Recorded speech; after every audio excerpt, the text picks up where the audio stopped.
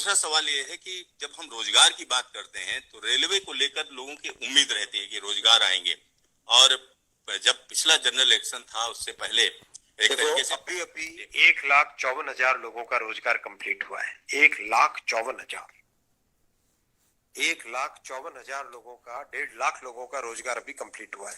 Employment orders मिल गए, लोगों का रजिस्ट्रेशन हो गया, आगे जॉब में अब उनके ट्रेनिंग के लिए लोग जाने लगे।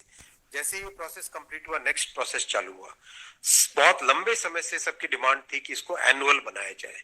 एनुअल इसलिए बनाया जाए, अगर 4-4, 5-5 साल के गैप में आता है तो कई लोगों की एज निकल जाती है उसमें से, राइट। इसीलिए अब एनुअल सिस्टम की तरफ मूव कर रहे हैं। जनवरी में, अप्रैल में, जून में और अक्टूबर में, इन ये चार बड़े चंक है, एएलपी, टेक्निकल, नॉन टेक्निकल और ग्रुप लेवल 1, ये जो 4 बड़ी कैटेगरीज हैं, इन 4 बड़ी कैटेगरीज का साल में 4 हिस्से किए गए हैं कि जनवरी में स्टार्ट करें एक जो एएलपी का, दूसरा टेक्निकल स्टार्ट करें अप्रैल में, नॉन टेक्निकल स्टार्ट करें जून में और अक्टूबर में स्टार्ट करें लेवल 1, और ये साइकिल चलती रहे। इस प्रोसेस पे सारे के सारे कैंडिडेट्स की डिमांड लंबे टाइम से रही है कि 4-4 साल का जो फेज होता है, 5 साल का फेज होता है, कई लोग एज बार हो जाते हैं उसमें। एक हर साल आपको अपॉर्चुनिटी मिलती रहेगी तो सबको अपॉर्चुनिटी मिलेगी।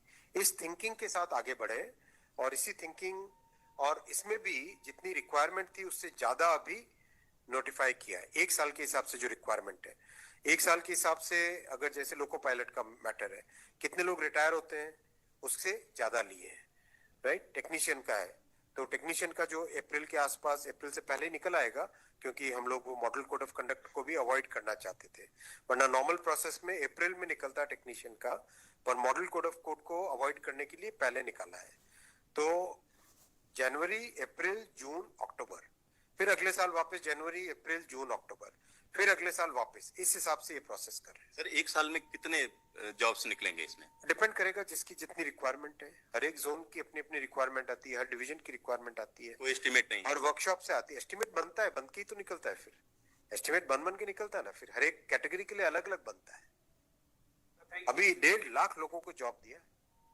आप सोचो उस एग्जाम की कॉम्प्लेक्सिटी, 500 से ज्यादा शहर, कितनी शिफ्टें, 1000 से ज्यादा शिफ्टें, 15 लैंग्वेजेस, 1-1 करोड़ लोग एप्लीकेशन। कहीं पे कोई कंप्लेंट आई? 0 कंप्लेंट। कहीं पे कोई paper leak? 0 paper leak. Complete हुआ ना एकदम ट्रांसपेरेंटली।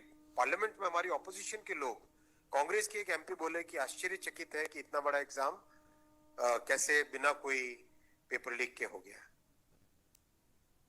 तो एक उस चीज को भी तो देखो। Thank you sir.